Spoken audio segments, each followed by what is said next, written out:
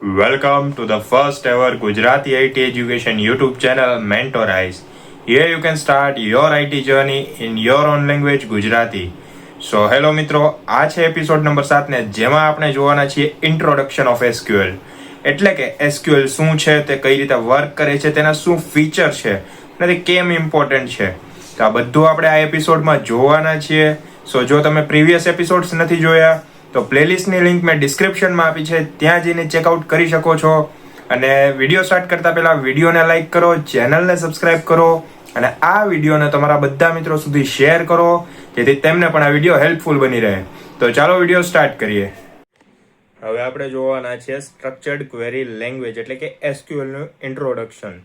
સો start કરતા પહેલા હું તમને ટૂંકમાં કહી દઉં કે SQL શું છે. તો SQL એક ગૂગલ મેપ જેવું ટૂલ જ છે. એટલે કે ગૂગલ મેપમાં તમારે ગમે ત્યાં જવું છે તો ત્યાંની લોકેશન નાખો, પાથ તમને ઓટોમેટિક આપી દે છે. સો SQL એટલે કે સ્ટ્રક્ચર્ડ ક્વેરી લેંગ્વેજ એ આઈટીનો એવો પાર્ટ છે ડેટાબેઝ હેન્ડલ કરવા માટે કે જ્યારે તમારે કોઈ પણ સ્પેસિફિક ડેટા જોતો હોય તો એની માહિતી એન્ટર કરો, મતલબમાં એવો કમાન્ડ નાખો જેથી એ તમારે જેટલા ડેટા તમારે જોઈએ છે, જેવા ફોર્મેટમાં જોઈએ છે, બધું તમને લાવીને આપી દેશે. તો એને કહેવાય SQL. હવે આપણે જોઈએ ટેકનિકલી એને શું કહેવાય. Okay, so SQL stands for structured query language એટલે કે SQL નું ફૂલ ફોર્મ છે. 1-2 માર્ક્સમાં આવી શકે તો ધ્યાન રાખજો. એ એક સ્ટાન્ડર્ડ લેંગ્વેજ છે જે ડેટાબેઝ સાથે કમ્યુનિકેટ કરવા માટે ઉપયોગી છે. સો ડેટાબેઝ સાથે કમ્યુનિકેટ કરવા ઉપયોગી એટલે મેં કીધું એમ કે ડેટાબેઝમાંથી કોઈ સ્પેસિફિક માહિતી જોતી છે તો SQL નો ઉપયોગ કરીને આપણે ડેટાબેઝમાંથી માહિતી મગાવી શકીએ. જેમ કે ટેબલ છે, 10 એમ્પ્લોયનું નામ છે, 10 માંથી આપણે એવો એમ્પ્લોય જોતો હોય કે આ મંથમાં સૌથી વધારે સેલ કર્યું, તો આપણે એક ક્વેરી નાખશું કે જે એમ્પ્લોયે સૌથી વધારે સેલ કર્યું એને પ્રિન્ટ કરો. તો જેને સૌથી વધારે સેલ કર્યું હોય છે એનું નામ આવી જશે. તો એ કહેવાય SQL.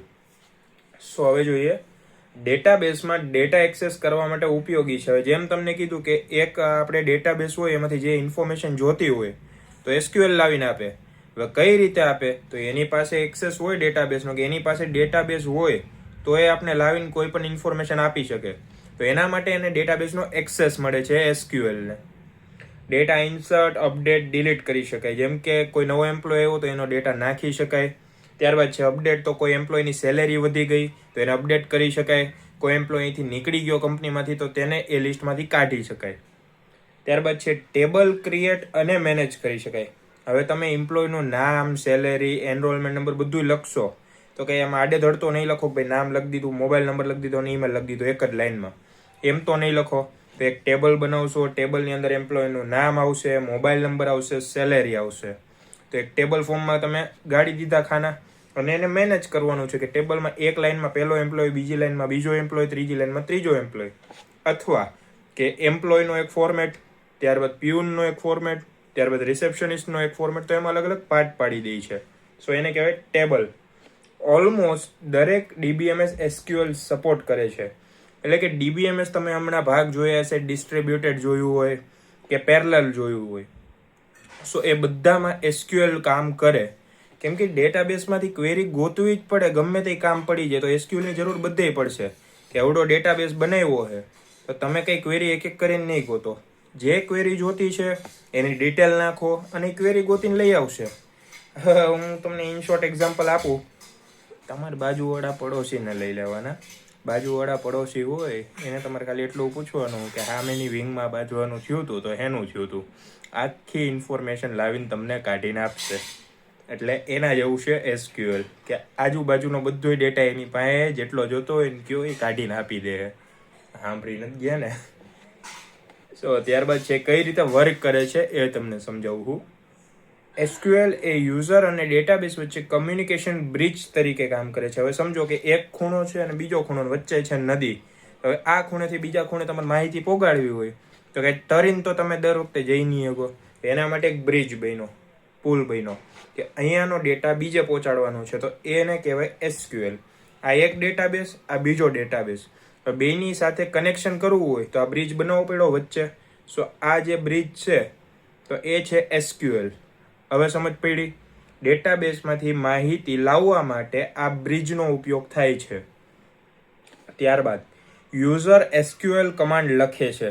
તો હવે તમે એમાં એમ ન લખી શકો કે ભાઈ મને આ સામેવાળા ભાઈની માહિતી લાવીને આપ, એમ ન લખાય.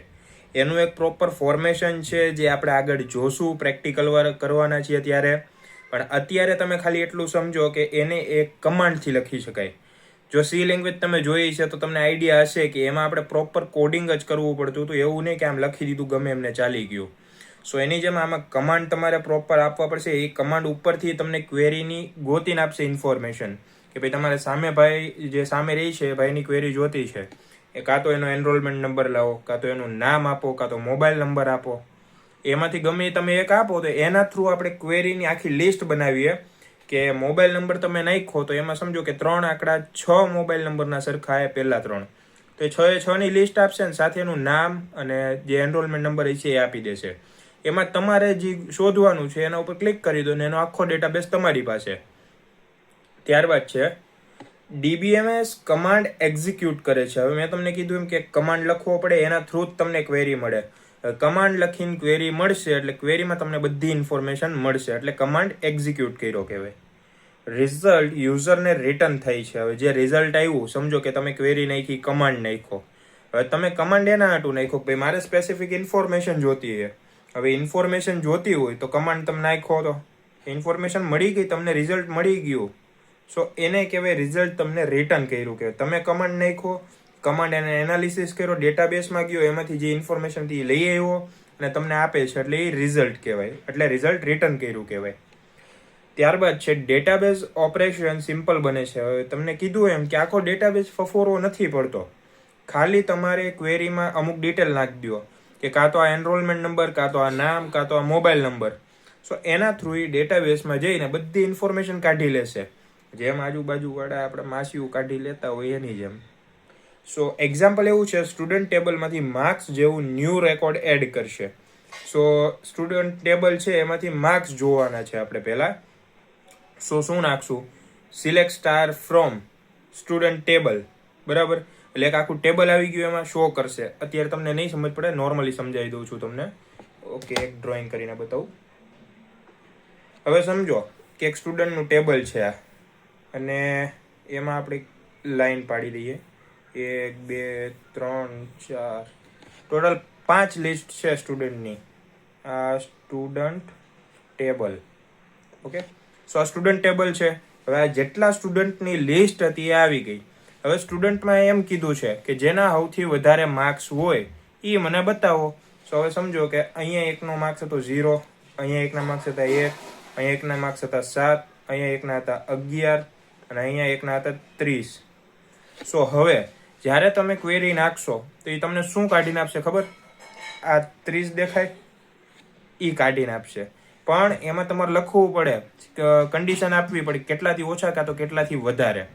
સો આપણે એવી કન્ડિશન આપીએ જો કે ભાઈ 30 કરતા કાં તો ઓછા કાં તો ઇક્વલમાં 30 હોવા જોઈએ અથવા એનાથી ઓછા માર્ક્સ, એટલે ફેલ કરવા તો આપણે એવું રિઝલ્ટ બનાવતા હોય.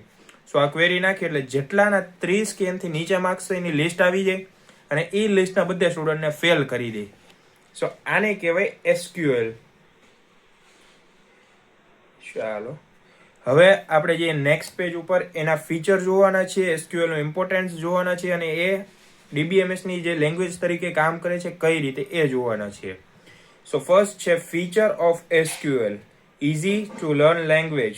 કે એમાં કોઈ રોકેટ સાયન્સ નથી કે તમારે એટલા બધા 1000 લાઈનના કોડ શીખવા પડે અને પછી તમે SQL રન કરો તો ક્વેરી તમારી આવે ને પછી ઇન્ફોર્મેશન આવે. એક નાનો કમાન્ડ શીખો, રન કરી દો અને બધી ઇન્ફોર્મેશન લઈ લ્યો. ત્યારબાદ છે ઇંગ્લિશ લાઇક કમાન્ડ્સ છે. તો એ કઈ નેપાળીમાં કે પછી પાકિસ્તાનીમાં કે ઉર્દુમાં સેમ લખ્યું નથી, ઇંગ્લિશમાં જ છે. સો નોર્મલ ઇંગ્લિશ આવડતી હોય, કમાન્ડ તમે એન્ટર કરો, તો કમાન્ડ એન્ટર કરીને તમને બધી ઇન્ફોર્મેશન આપી દે છે. ત્યારબાદ છે લાર્જ ડેટા હેન્ડલ કરી શકે છે. હવે SQL છે એ ડેટાબેઝ ઉપર જ છે આખું. સો ડેટાબેઝમાં 1000 લોકોનો ડેટા છે અને એની અંદરથી તમારે એવા 10 લોકો જોઈએ છે કે જેના માર્ક્સ સૌથી ટોપમાં હોય, તો એ તમને કાઢીને દેશે. ત્યારબાદ છે સિક્યોર ડેટા એક્સેસ પ્રોવાઈડ કરે છે કે ડેટાબેઝ સાથે એને કનેક્ટ કર્યું હોય એવું નથી કે ગમે એ ક્વેરી રન કરીને આપણો ડેટા લઈ જાય. એની અમુક લિમિટેશન્સ હોય છે કે આ SQL જો આની એરે કનેક્ટ થાય છે તો પહેલા SQL ને તપાસો, ટેસ્ટ કરો કે આમાં કોઈ બગ નથી કે ડેટાબેઝ સાથે કનેક્ટ કર્યા ભેગું આપણો ડેટા લઈ જાય. તો એટલું સિક્યોરિટી પણ પ્રોવાઈડ કરવામાં આવે. અને ત્યારબાદ છે મલ્ટી યુઝર એન્વાયરમેન્ટ સપોર્ટ કરે છે. હવે મલ્ટી યુઝર એન્વાયરમેન્ટ એટલે કઈ રીતનું? તમારી પાસે એક ટીમ છે અને બધા ટીમ પાસે એક એક પીસી છે, બરાબર? હવે હું તમને ડ્રોઈંગ કરીને જ સમજાવું, એમને નહીં સમજાય તો. હવે સમજો કે આ એક પીસી છે તમારું મેઇન પીસી, ડેટાબેઝ છે ને જેમાં, તો અહીંયા DBMS. સો આ મેઇન કમ્પ્યુટર છે તમારું ડેટાબેઝનું. હવે અહીંયા શું થશે, બધોય ડેટા SQL થ્રુ તમને મળશે. પણ કઈ રીતે? તો હવે તમે સમજો કે કેટલા યુઝર છો. આ 1, આ 2 અને આ 3. સો 3 યુઝર છો. એવું જરૂરી નથી કે ખાલી આ એક યુઝરને જ તમને ડેટા મળતો હોય અથવા બીજા યુઝરને જ ડેટા મળતો હોય, કાં તો ત્રીજાને, ત્રણેયને હારે ન મળતો, એવું તો નથી. તો આ ત્રણેય લોકો એ ડેટાબેઝનો એક્સેસ કરી શકે અને ક્વેરી રન કરીને ઇન્ફોર્મેશન કાઢી લે છે. સો આવી રીતે વર્ક કરે છે ડેટાબેઝનું SQL. સો જેને અત્યારે ડેટાની ક્વેરી નાખે અને જેને ઇન્ફોર્મેશન જોતી છે મેળવી શકે, ફેર ન પડે એક યુઝર હોય, 2 યુઝર હોય કે 3 યુઝર હોય. ઓકે, ત્યારબાદ વાય SQL ઇઝ ઇમ્પોર્ટન્ટ. શું ઇમ્પોર્ટન્ટ છે આની? હવે અત્યારે જ મેં કીધું, મોટો ડેટાબેઝ હોય તમારી પાસે લાખ જણાનો, એમાંથી 10 જણા તમારે એવા જોતા હોય, હાઈએસ્ટ માર્ક્સ હોય, હાઈએસ્ટ સેલેરી હોય, તો તમે હું એક એક કરીને ગોતવા બેવાના. સો ઇમ્પોર્ટન્સ જ એ છે કે આપણે મોટા ડેટાબેઝમાંથી ઇન્ફોર્મેશન જોતો હોય એ કાઢી લઈ. પણ હવે આપણે પોઈન્ટ જોઈએ કે ડેટાબેઝ મેનેજમેન્ટ માટે મસ્ટ લેંગ્વેજ છે. એટલે કે આ ડેટાબેઝ છે જે આખો, એના માટે એક એવી લેંગ્વેજ છે જેનાથી આપણે બધી ઇન્ફોર્મેશન ઇઝીલી લઈ શકીએ છીએ, કોઈ પણ કોમ્પ્લેક્સ થિયોરી વગર કે રોકેટ સાયન્સ વગર. IT ઇન્ડસ્ટ્રીમાં વાઇડલી યુઝ થાય છે. હવે ગમે IT પર્સન હોય, ડેટાબેઝ એન્જિનિયર હોય અથવા ડેટાબેઝ મેનેજમેન્ટ કરતો હોય જે પર્સન, તો એ SQLનો જ ઉપયોગ કરવાનો છે. કે આખો આમ ફેરવીને નહીં જોવે કે એના હાટું એને પગાર નથી દેતા. આવું બધું આવડે એટલે પગાર દે છે. ડેટા એનાલિસિસ અને રિપોર્ટિંગ માટે યુઝફુલ છે.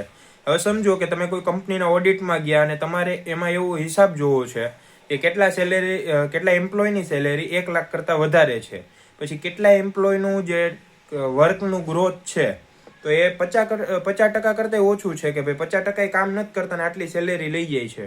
સો પોતાનો રેશિયો જોશે અને એના ઉપરથી એક રિપોર્ટ બનાવશે કે આટલા એમ્પ્લોયને તમે આટલી વધારે સેલેરી આપો છો, તો એમાંથી આટલા સરખું કામ કરે છે એને રહેવા દો, બાકીના નથી હોય એટલું બધું કામ કરીને દેતા એને કાઢી નાખો.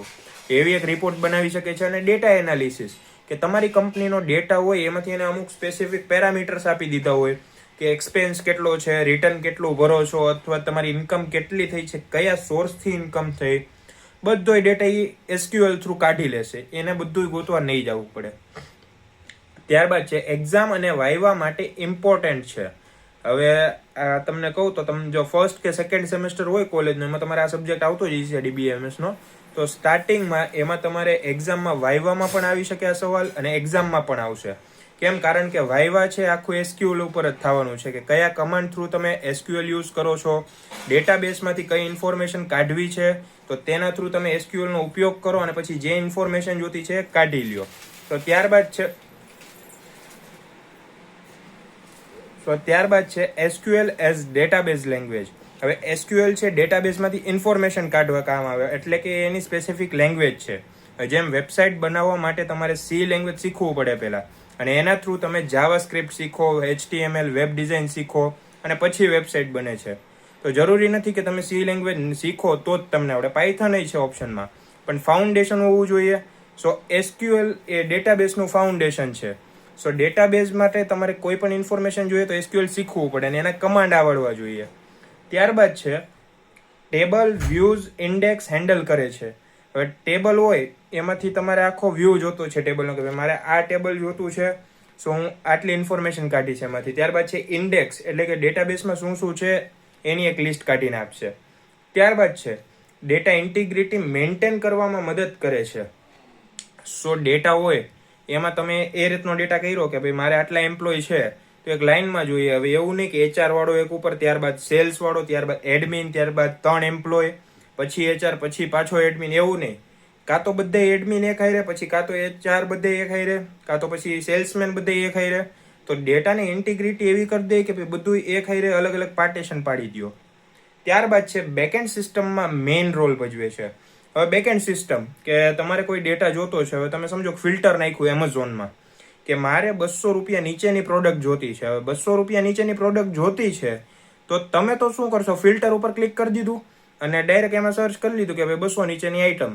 સો તમને એટલું જ દેખાય છે કે તમે ખાલી ક્લિક કર્યું ને આવી ગયો પ્રોડક્ટ, એ નથી દેખાતું તમને કે મેં અહીંયા ફિલ્ટર ઉપર ક્લિક કર્યું, બેકએન્ડમાં ક્વેરી રન થઈ કે 200 નીચેની આઈટમો લાવો, ડેટાબેઝમાં ગયા, ડેટાબેઝમાંથી વસ્તુ સિલેક્ટ કરી, શો કરી ડેટાબેઝમાં, એને HTML CSS આપ્યું અને પછી આપને શો કરે છે. એ વસ્તુ નથી દેખાતી. નોર્મલ ખાલી તમને શું દેખાય કે ફિલ્ટર કર્યું વસ્તુ આવી ગઈ, ફિલ્ટર કર્યું વસ્તુ આવી ગઈ. તો એમ કામ નથી કરતું, બધું ડેટાબેઝ ઉપર જ છે પણ આપને દેખાતું નથી એ વસ્તુ. ઓકે, સો આટલું જ હતું તમારે SQLમાં શીખવાનું. સો જો કાંઈ ન સમજ પડી હોય તો એકવાર વિડીયો રિવાઇન્ડ કરીને જોઈ લેજો અને આઈ હોપ બધું સમજાઈ જ ગયું હશે. સો વિડીયોને લાઈક કરો, ચેનલને સબસ્ક્રાઇબ કરો અને આ વિડીયોને તમારા બધા મિત્રો સુધી શેર કરો જેથી તેમને પણ આ વિડીયો હેલ્પફુલ બની રહે. મળીએ નેક્સ્ટ વિડીયોમાં.